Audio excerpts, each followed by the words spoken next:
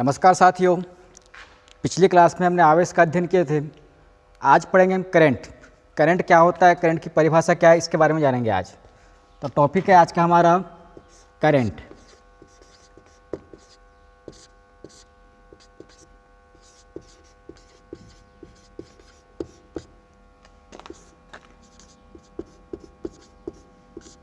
Current को बोलते हैं हम धारा।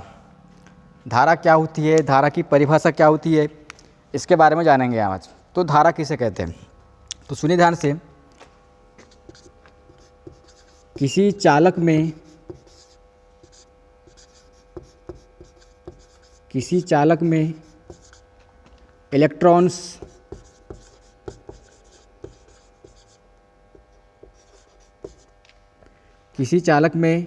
इलेक्ट्रॉन्स का प्रवाह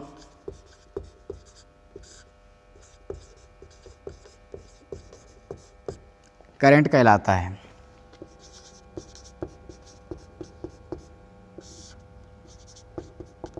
धारा की परिभाषा क्या है, किसी चालक में इलेक्ट्रॉन्स का फ्लो ही क्या कहलाता है, करंट कहलाता है। करंट को क्या बोलते हैं अपन, धारा। करंट का प्रतीक क्या होता है, करंट का प्रतीक होता है आई। किससे डिनोट करते हैं करंट को, आई से। करंट की इकाई क्या होती है, करंट की इकाई होती है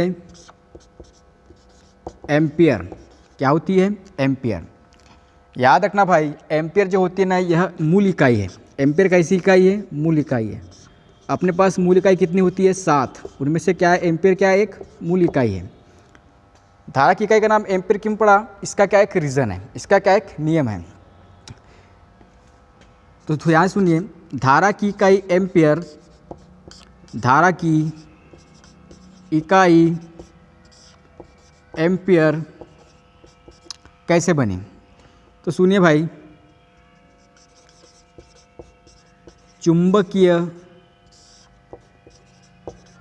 क्षेत्र में रखे दो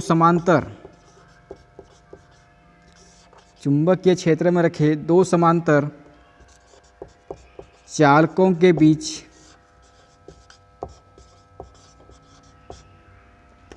के बीच लगने वाले बल के आधार पर धारा की इकाई क्या बनी, एम्पियर बनी। बल के आधार पर धारा की इकाई एम्पियर, धारा की इकाई एम्पियर, एम्पियर जी ने दिया है भैया। कहने का मतलब, जिसने करंट के बारे में बताया था उसका नाम क्या था, एम्पियर था।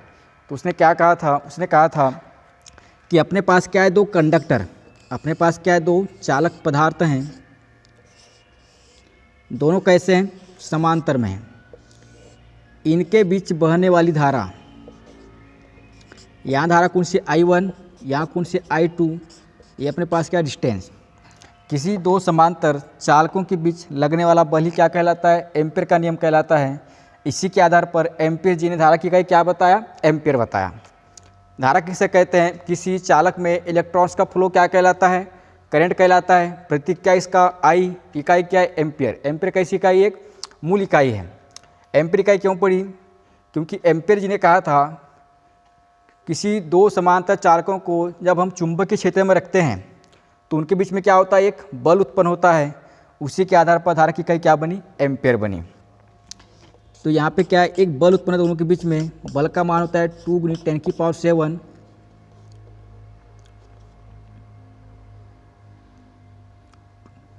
I1 I2/d। और इकाई क्या बनेगी इसकी, न्यूटन। न्यूटन किसकी इकाई है भाई, बल की इकाई है। न्यूटन किसकी इकाई है, बल की। समझ में आया क्या। धारा किसे कहते हैं, किसी चालक में इलेक्ट्रॉन्स का फ्लो क्या कहलाता है, करंट कहलाता है। प्रतीक क्या इसका, आई। यूनिट क्या है, एम्पियर।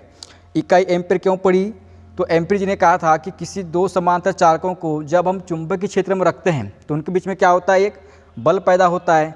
उसे ही क्या कहते हैं, उसी के आधार पर धारा की इकाई क्या बनी है, एम्पियर बनी। इसे कहते हैं धारा। तो देखिए भैया, धारा की एक और परिभाषा बनती है, उसको देखते हैं हम।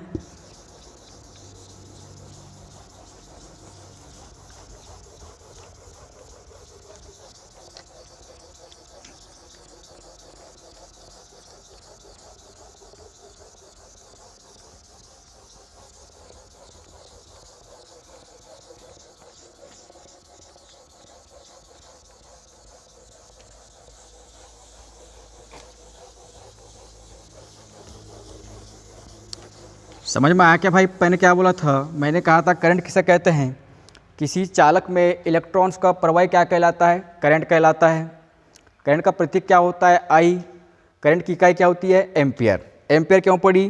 कि एम्पियर जी ने कहा था कि किसी समांतर चालकों को जब हम चुंबकीय क्षेत्र में रखते हैं तो क्या होता है? एक बल उत्पन्न होता है। उसी के आधार पर धारा की इकाई क्या बनी? एम्पियर। एक और सुनो धारा की इकाई, किसी चालक में आवेश प्रवाह की दर को, किसी चालक में आवेश प्रवाह की दर को धारा कहते हैं। पहली परिभाषा क्या थी भाई? किसी चालक में इलेक्ट्रॉन्स का फ्लो क्या कहलाता है? करंट कहलाता है।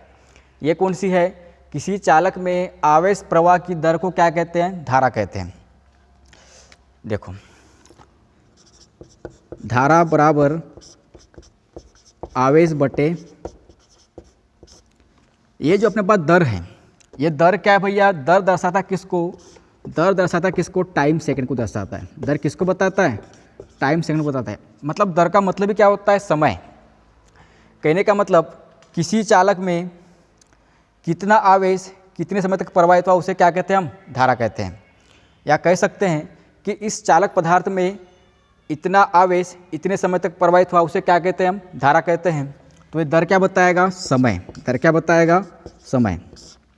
धारा का प्रतीक क्या आप लिखे थे अपन ने? आई। आवेश अपन ने पिछली क्लास में पढ़े थे, प्रतीक क्या था इसका? क्यू था। समय का प्रतीक क्या होता है? टी होता है। आवेश की इकाई क्या बताए थे हमने? कूलाम। आवेश की इकाई क्या बताए थे? कूलाम। और टाइम की इकाई क्या होती है? सेकेंड।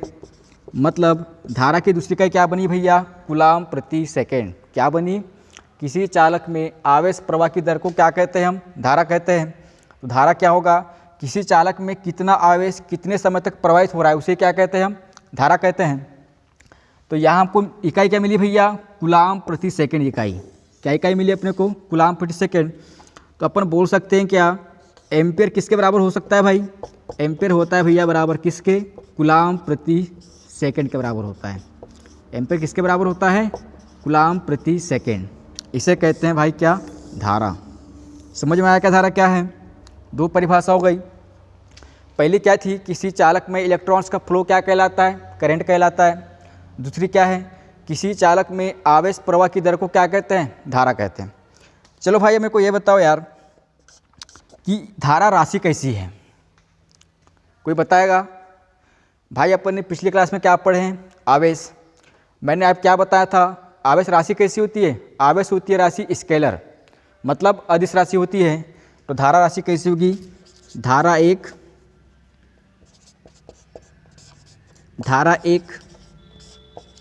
अदिश राशि होती है। कैसी होती है?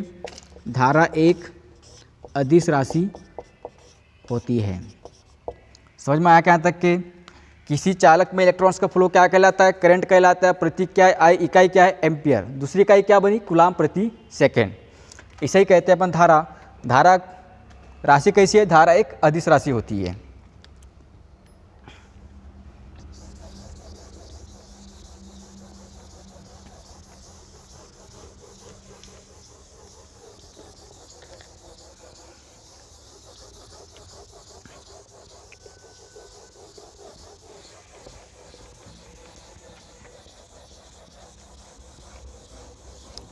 एक छोटा सा क्वेश्चन आता है भाई, छोटा है पर अच्छा क्वेश्चन है, उसको देखते हैं हम।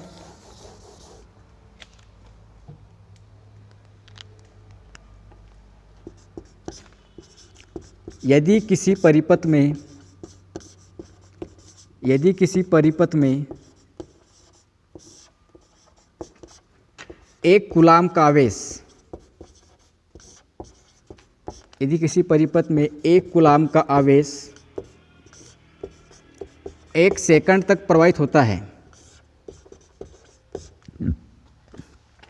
यदि किसी परिपथ में एक कूलाम का आवेश 1 सेकंड तक प्रवाहित होता है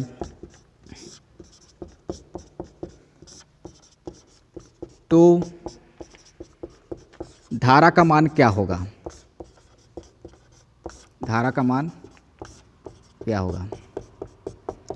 देखो भाई, अपन अभी पढ़े हैं, अपन ने क्या पढ़े हैं, किसी चालक में कितना आवेश कितने समय तक प्रवाहित होता है उसे क्या कहते हैं? अपन धारा कहते हैं। तो अपन लिख सकते हैं क्या, धारा बराबर, ये क्या है, एक कूलाम का आवेश, धारा बराबर आवेश बटे समय।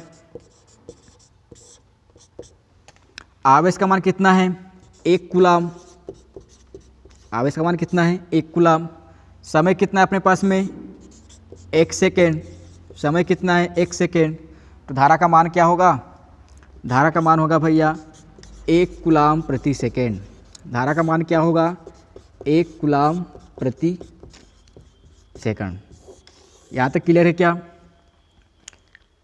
समझ में आ गया करंट क्या है? किसी चालक में इलेक्ट्रॉन्स का फ्लो करंट कहलाता है। किसी चालक में आवेश प्रवाह की दर करंट कहलाता है। करंट का प्रतीक क्या है? आई।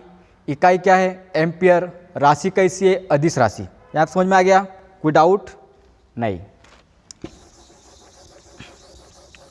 अब पढ़ते हैं भैया अपन करंट की स्पीड, करंट की गति क्या होती है उसके बारे में जान लो। क्वेश्चन में आते रहता है कि करंट की गति कितनी होती है, काय में होती है।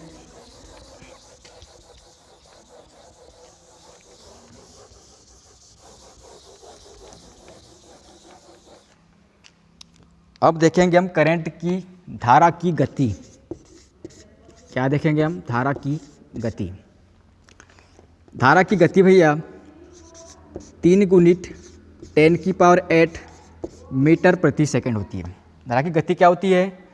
3 गुणित 10⁸ मीटर प्रति सेकंड। ठीक है भाई, तो मीटर में दिया है।